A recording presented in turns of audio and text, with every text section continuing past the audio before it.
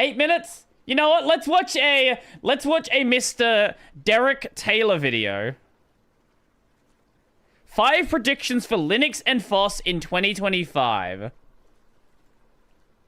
He has changed his setup again. Is that... What is that bar?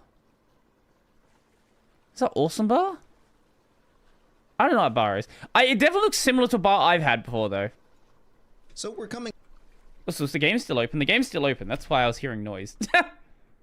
up on the end of 2024, and as we close the books on this year, we start looking ahead to next year. Probably Weber? Those of us in the content creation game, a lot of us like to make predictions about what's going to happen in the new year. So today I wanted to cover 5 of my predictions on... Oh, okay. I didn't realize there was more to it. I'll check it out afterwards then. I saw them singing. I didn't know there was part about the ice cream as well. Okay, I only saw part of it then. I'll check it out afterwards.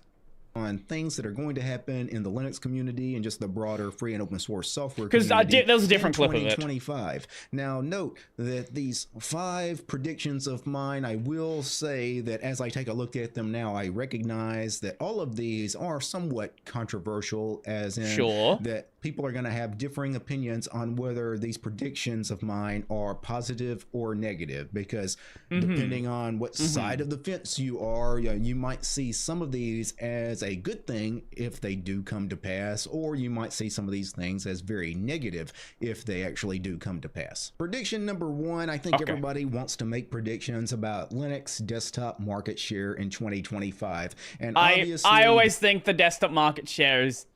I see it here. I think the desktop market share stuff is stupid. No, it's not going to double. It's not going to be at 10%. It's going to be at 4% like it is right now, or 2%, maybe 2.5. If he talks about... He's probably going to talk about... Is Windows 10... Yeah, Windows 10 market shares... the end of life is this year, isn't it? Or next year. Yeah, October 2025. Yeah, people are not going to stop using Windows 10. It didn't happen with Windows 8. It didn't happen with Windows 7. It's not going to happen with Windows 10. Maybe you'll see like a 0.5% increase. You're not going to have all the Windows users come over. It's just not going to happen. The trend is we're growing. We know Linux desktop market share is exploding. We went from, 1 to 1.5% of desktop market share when I first switched to Linux about 16, 17 years ago, to now, the numbers are estimated about, 4%, maybe 5% of desktop market share is now using Linux. Depending where you get your numbers from. That is a substantial increase, right? We've probably tripled our user base in the last 15 years. Yeah, when you go from 1 to 4, it's pretty easy to quadruple the user base. years.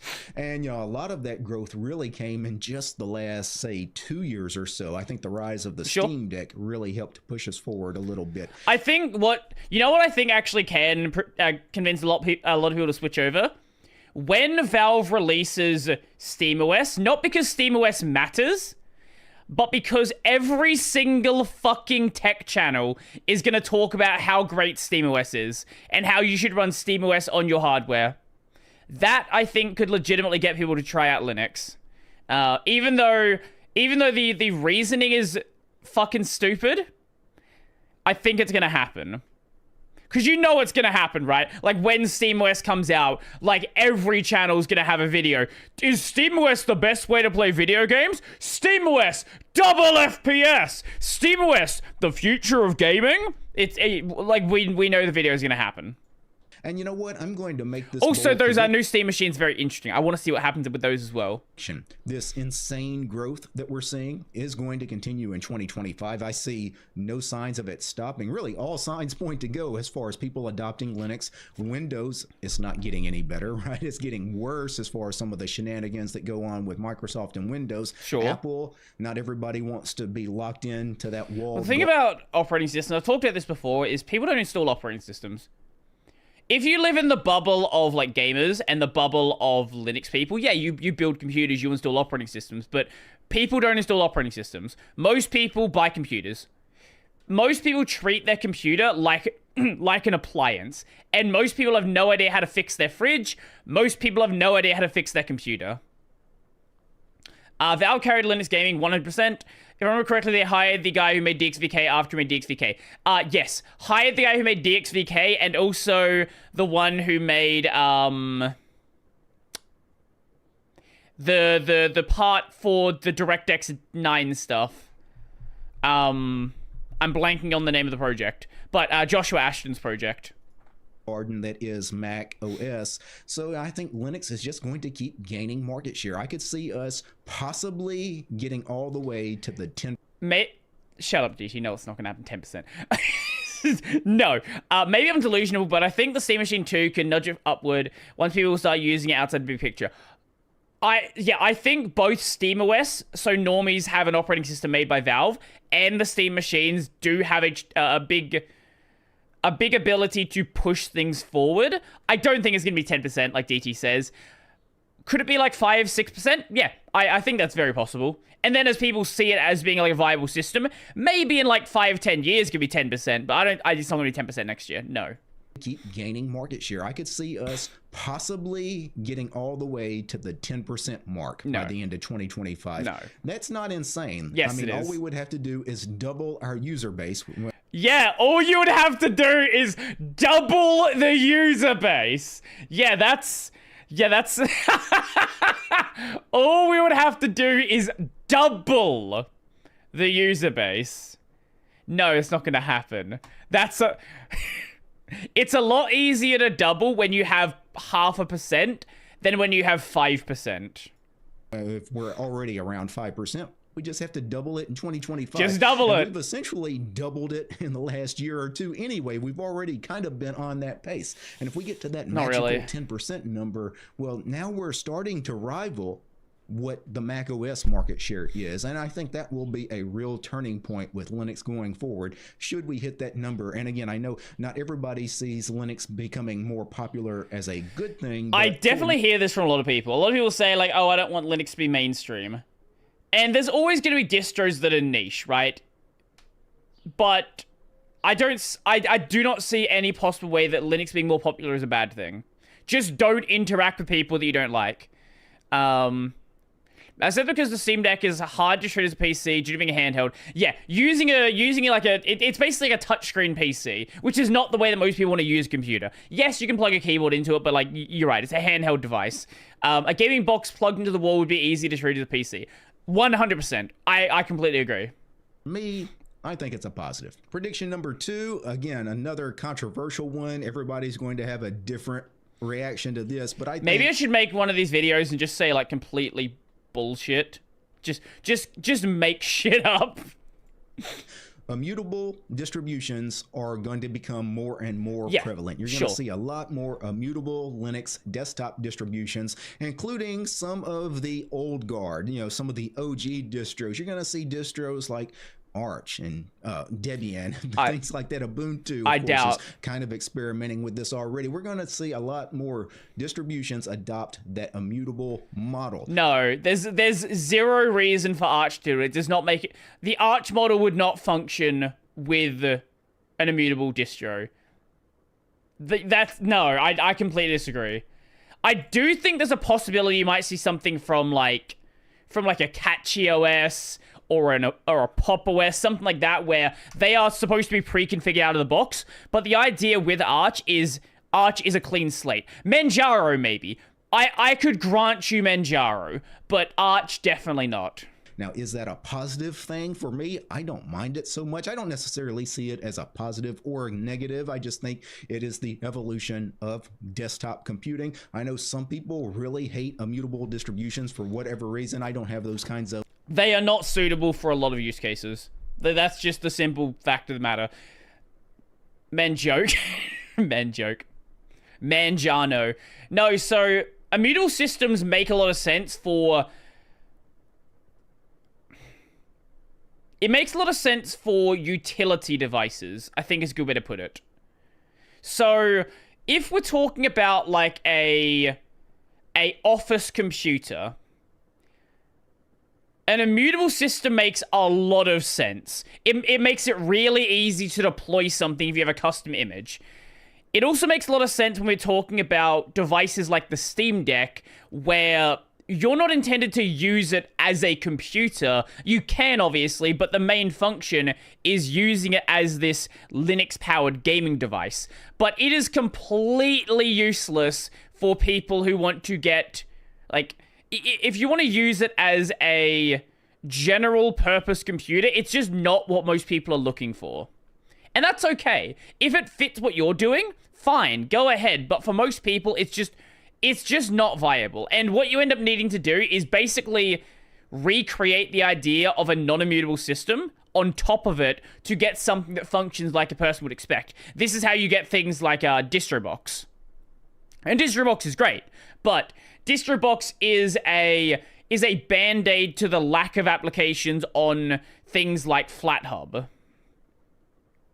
What's up with immutable? Isn't it harder to configure something, or more annoying to? So, the reason why it's more annoying to, and this is the other reason why it's not going to happen, there is so little documentation on customizing immutable systems, because you can generate your own images, but most people aren't going to want to do that. So they're going to want something where they can install applications, and it just makes the process harder. If you're someone super technical, I think an immutable system makes a lot of sense, but it's just not there. Okay, it's really good for the super technical people and the people who have zero interest in messing with their system, or it's a situation where they shouldn't be messing with it.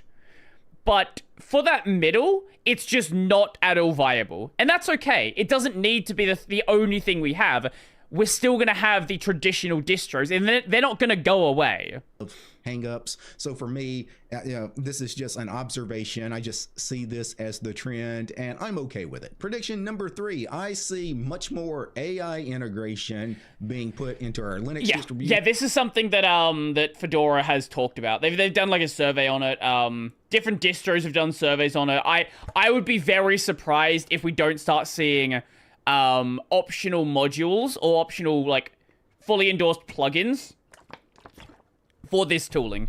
Now, do I think it's going to be something part of the core desktop? No, I don't see that.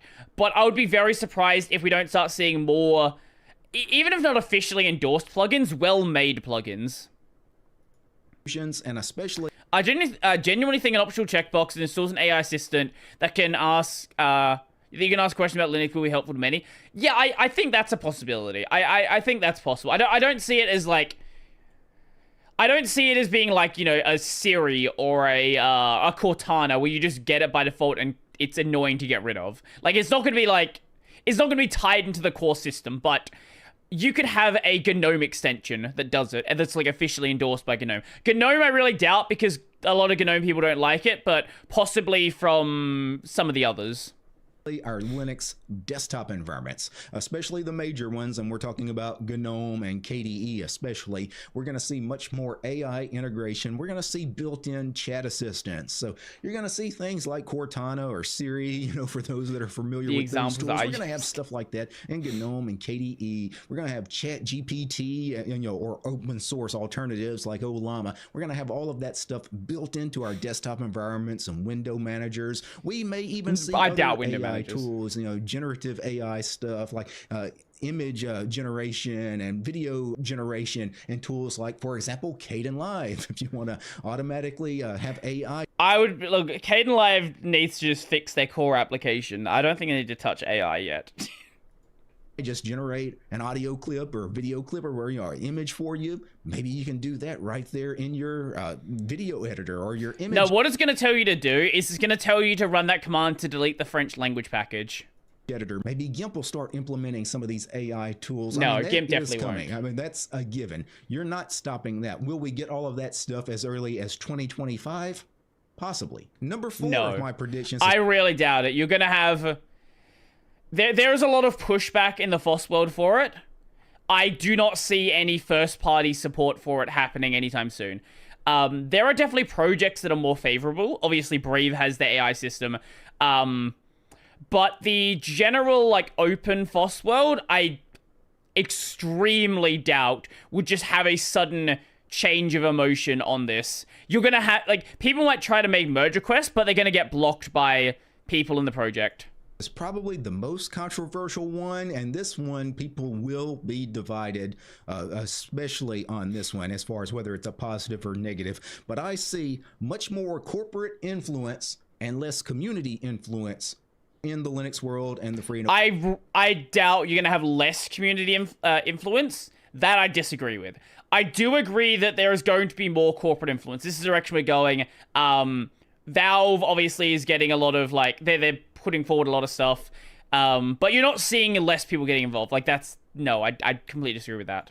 Open source software world. Now, for me, I think that is a negative, but a lot of people will. Also, let me just show you this. Linux kernel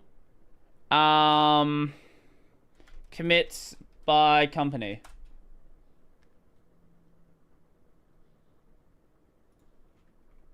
Just in case you're unaware, yeah, so the kernel is already very heavily corporate influence. Like, Linux in general is just very corporate influence. Anyone who thinks it's not, like, just yeah. Yeah. Huawei! We love Huawei. We love our Chinese spy devices. Like this one right here. My favorite Chinese spy device. We'll see this as a positive. They want these major corporations like Google and Microsoft and Meta, they want these companies to be much more involved with the direction of Linux and free and open source software. The direction of Linux, yes. The direction of free and open source software, I don't see that happening, right? Like the really big projects, absolutely, but I can't see it being any more than that. They see, obviously, these trillion-dollar corporations. Didn't Huawei try to backdoor Linux? I think the FBI tried to do that as well. There's probably a lot of people that tried to backdoor Linux. And all the money behind it, and they're gonna make Linux better for us, right? All we need is corporations to make free and open source software better for us. To me, there's a real disconnect with that line of thinking, because free and open source software has always been about the community. It's the community that drives it forward. It's not again, really let me show you the graph of Linux kernel contributions. Corporations do play a role, certainly, in the Linux space. Corporations like Red Hat and Canonical and SUSE and Meta and Huawei and Intel and Nvidia and Amazon and Huawei and IBM any other and Microsoft and Sony go forward, but they're not the driving force behind this thing. The driving force behind this is you and me, the regular Joe, the community. And for me, I see this growing corporate influence, especially by the big mega cap tech stocks like Microsoft and Google and Amazon and Meta and now Nvidia and all these companies. I see this as concerning. And number 5 of my predictions for 2025 is I think that the free software movement and the open source software movement will continue to gain supporters. And by supporters, I mean these are the most, like, surface level predictions you could possibly have. It's like, we will gain supporters. Immutable distros will be more prevalent. AI will exist. We already see a lot more people in the community that used to be staunchly anti-free software, anti-open source software. I love proprietary software. Proprietary software is the best. Open source software is I don't know who that is. We don't see that kind of negative reaction to free and open source software anymore. I would argue we see the exact opposite, actually. What we see is a lot more people like me who approach things in a pragmatic way, where it's like, I am happy to use FOSS if FOSS is good, but if there's proprietary software that's just better, I'm just going to use it.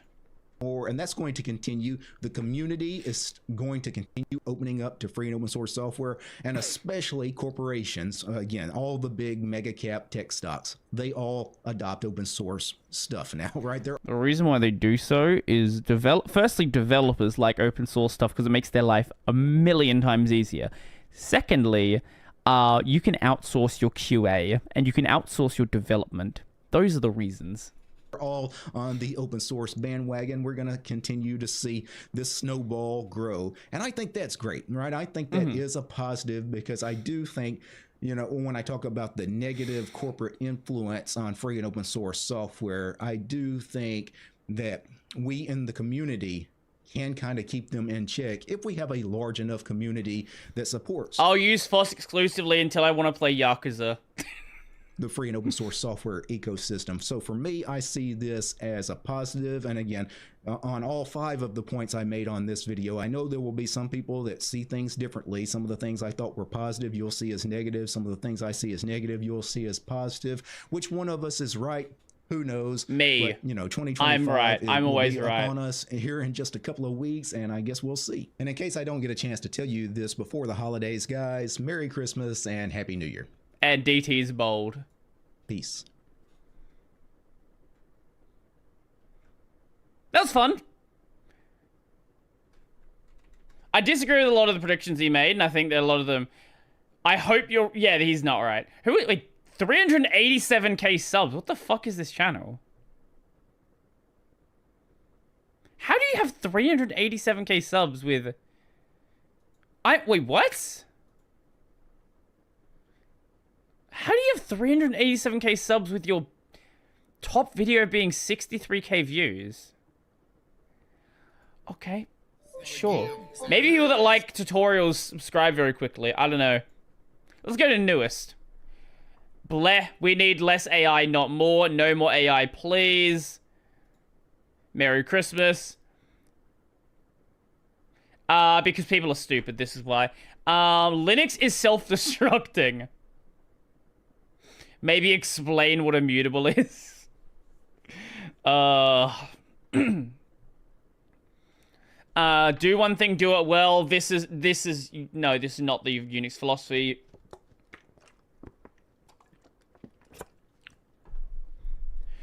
Corporations never have made anything for a community, but instead they only do only things for themselves. The Linux kernel. Yeah. That was a good video. He's got 800 videos. Yeah, but even so, like, when you have a channel that big, usually you have a video or two that have gone at least, like, 100, 200k.